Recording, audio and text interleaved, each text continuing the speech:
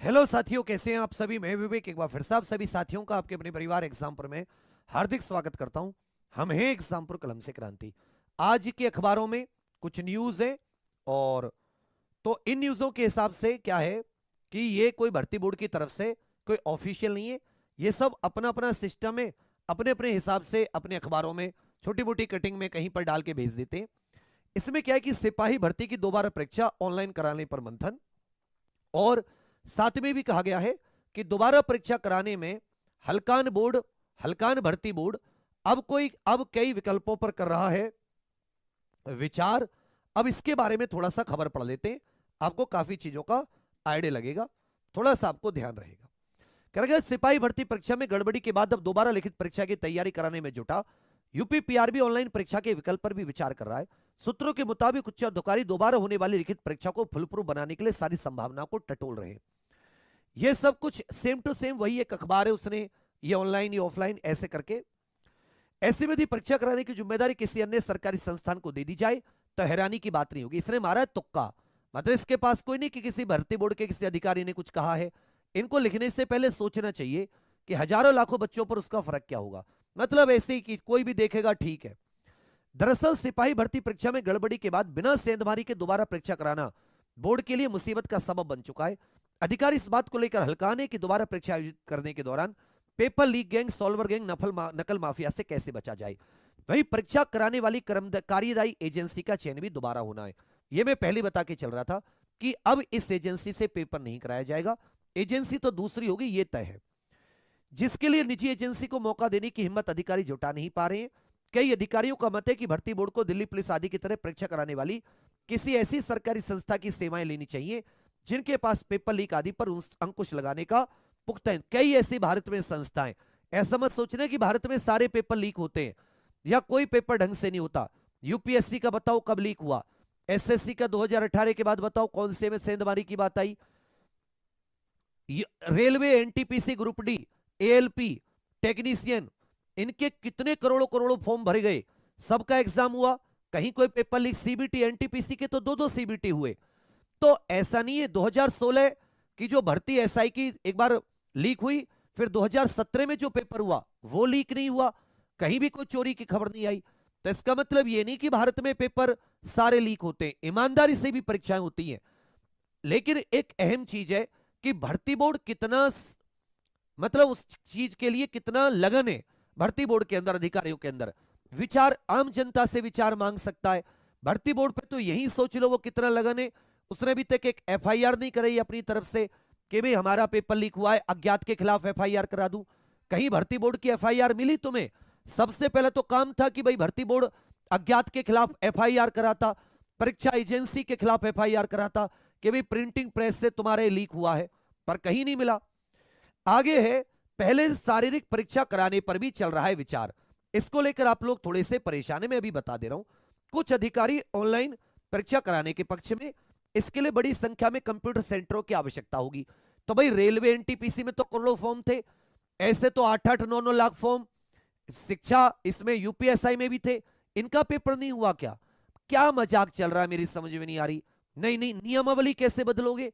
पहले नियमावली बदलो, फिर 6 महीने 5 साल फिर लोगे क्या भर्ती लाने में? तो अगर तुम लोग ये सोच रहे हो पहला फिजिकल अच्छा है, तो अभी बताऊंगा, रुक जाओ, रुको रुको, वेट करो, है मैं सारी चीजों का जवाब है। वही 2 वर्ष पूर्व आयोजित दरोगा भर्ती की ऑनलाइन परीक्षा में तमाम गड़बड़ियां सामने आ चुकी हैं। जब परीक्षा केंद्र बनाए थे उनके संचालकों के खिलाफ मुकदमे भी दर्ज हुए थे। भर्ती बोर्ड खुद मान रहा है, देख लो, कि यूपीएसआई 2021 में गड़बड़ी हुई थी। ऐसे में इस विकल्प पर भी विचार हो रहा है कि अभ्यर्थियों की पहले शारीरिक दक्षता परीक्षा करा ली जाए जिसमें लिखित परीक्षा हो। अब सुनो कि पहले शारीरिक परीक्षा कराने से लाभ अलाभ, मेरी बात सुनो। 48 लाख बच्चे हैं, कम से कम 25 से 30 लाख, क्योंकि समय मिल जाएगा। फिजिकल, फिजिकल इतना टफ नहीं है कि दौड़ नहीं मार पाओगे तैयारी करके। 1-1.25 महीने की तैयारी में सब दौड़ मार सकते हैं। जब मेरे जैसा खत्म दौड़ मार सकता है तो तुम तो जवान हो।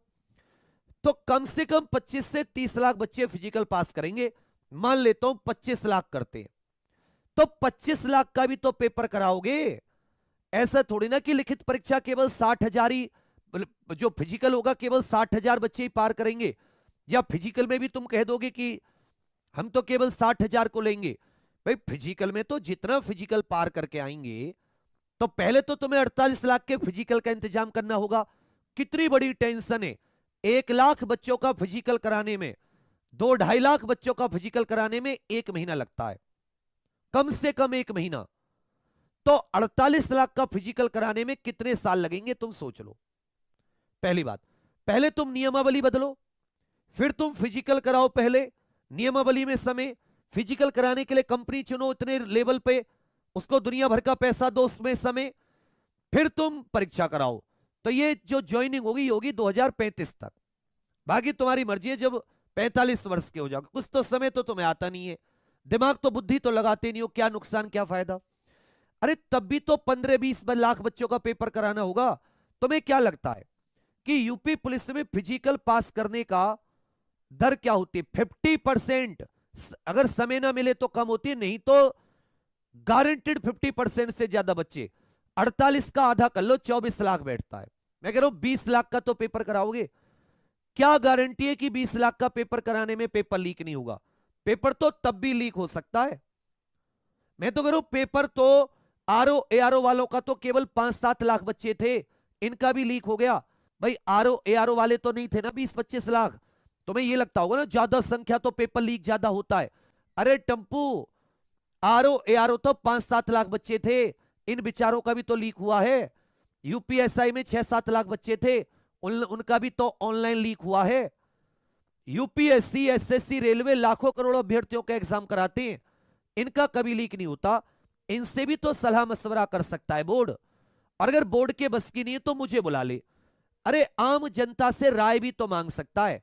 तो अगर तुम ये तर्क दे रहे हो ना कि पहले फिजिकल से नकल नहीं होगी, ये तर्क बिल्कुल गलत है। नकल रोकने का इंतजाम करना होगा। बाढ़ रोकने के लिए बाढ़ बंदी की जाती है ना, या नदी को ही रोक दिया जाता है, नदी को सुखा दिया जाता है? सुनो, बाढ़ आई, बाढ़ आई तो बाढ़ रोकने के लिए क्या करना चाहिए?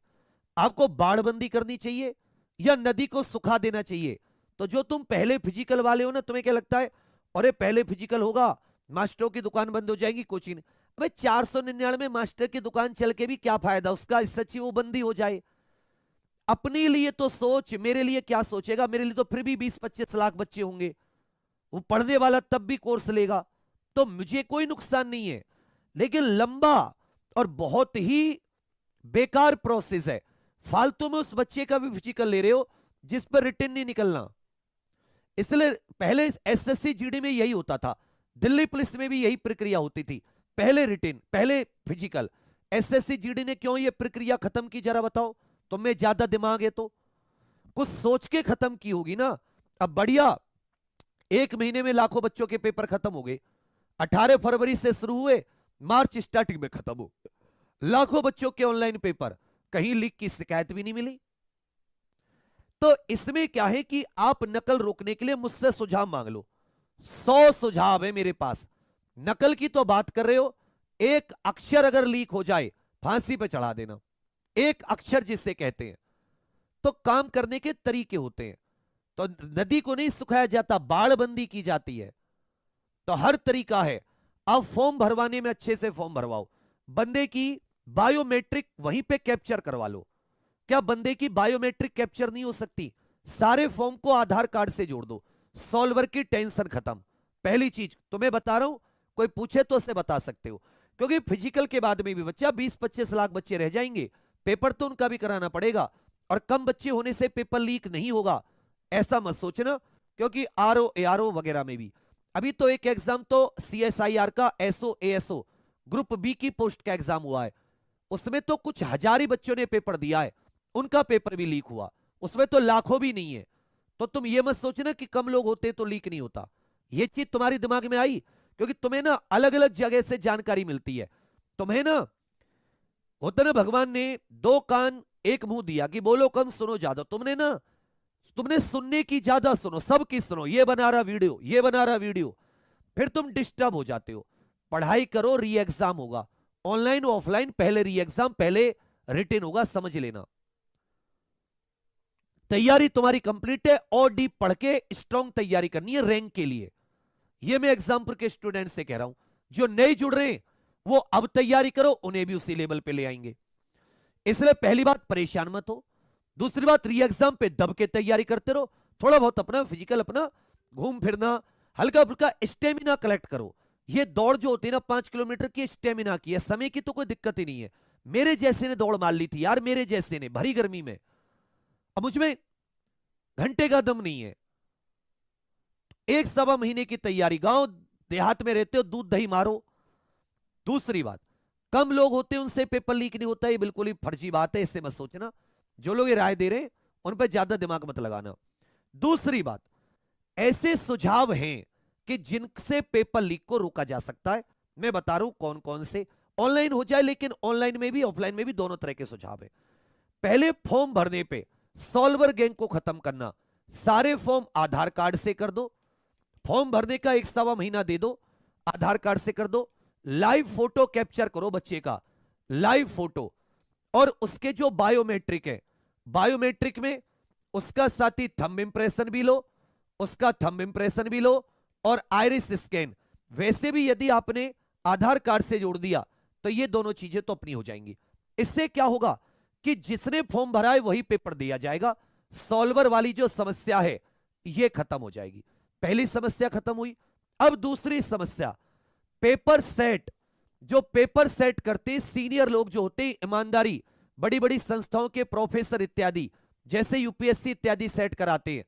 पेपर सेट भर्ती बोर्ड कराए, ठीक है, पेपर सेट कौन कराए? भर्ती बोर्ड कराए, या एक पूरी कमेटी बना दी या कंपनी से ही। तो पेपर सेट, जितने दिन पेपर सेट हो रहा है, जैसे बजट में सब लोगों को एक जगह रख दिया जाता है, और जब तक बजट नहीं आता वहां से निकल नहीं सकते। फोन वगैरह ऐसे ही जैसे बिग बॉस में कुछ दिन के लिए रहते हैं। अच्छी तनख्वाह दोगे, उन सारी चीजों का तो जाहिर सी बात है कोई ऐसे मना नहीं करेगा। बजट भी तो बनता है। बजट जब तक बजट वो नहीं आता, वो लोग बाहर नहीं आते। आपने सुना होगा भी, सर्च कर लो। तो वहां पेपर सेट, फिर जो कोड वगैरह होते हैं वो पूरी करके सेंटर ये लोग संभाल ही लेते हैं। और इसके लिए यूपीएससी से सलाह लो कि भाई सर आप लोग हमें बताओ कैसे।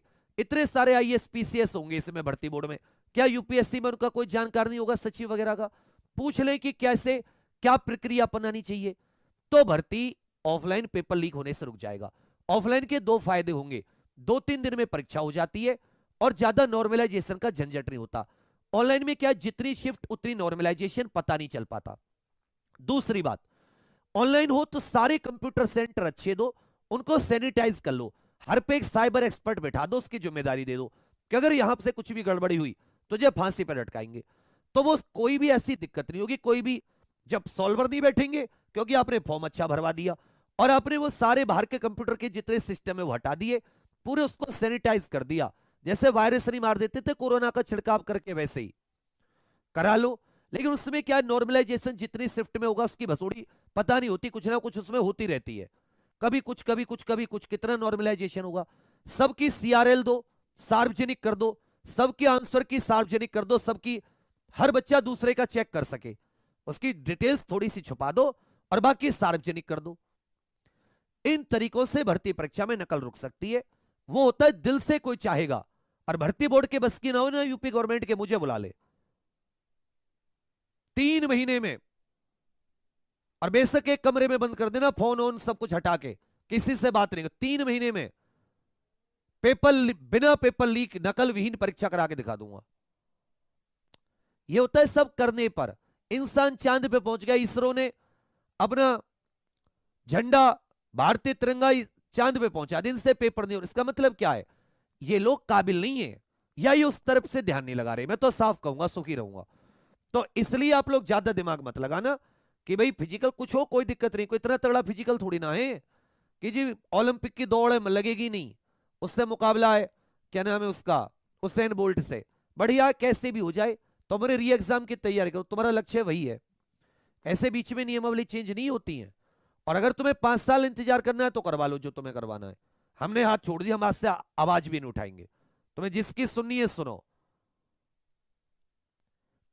1 लाख 2 लाख का पेपर कराने में, उसका फिजिकल कराने में जी निकल जाता है। तुम ये 48 लाख का फिजिकल दौड़ने तो सभी आएंगे ना, थोड़े मैं नहीं आऊंगा ना, लगे बेशक दौड़, और 50% दौड़ मारेंगे, चैलेंज है। और जो होते ना कि अंडर हाइट वगैरह भी भरते, कोई 400 रुपए खर्च नहीं करता। उत्तर प्रदेश है ये, इतनी अमीरी नहीं है कि अंडर हाइट होके भी मैं 400 रुपए दे के आऊंगा कि कहीं हाइट बढ़ जाए मेरी, चांद में ढपाड़ मार लूं कि फूल जाए चांद, हाइट बढ़ जाएगी। पूरा समझा दिया है मैंने। नकल विहीन परीक्षाएं हो सकती हैं। कम स्टूडेंट होने से नकल नहीं रुकती, नकल रोकने से नकल रुकती है। नकल 4 लोगों पे भी हो सकती है, 4 लाख पे भी हो सकती है, और नकल 4 करोड़ पे भी रुक सकती है। सीबीएसई का पेपर होता है 10वीं 12वीं का, लाखों बच्चे देते हैं भारत में, पूरे भारत में एक ही दिन होता है, जैसे मैथ का एक दिन, इंग्लिश का। तुमने कहीं पेपर लीक सुना है? एक क्वेश्चन भी लीक होता हो? क्यों? इसीलिए कि उनका मन है, उनसे पूछी जाए। तो बाकी आप सभी लोग बने रहिएगा, अपने कमेंट्स करके अपने विचार जरूर देना।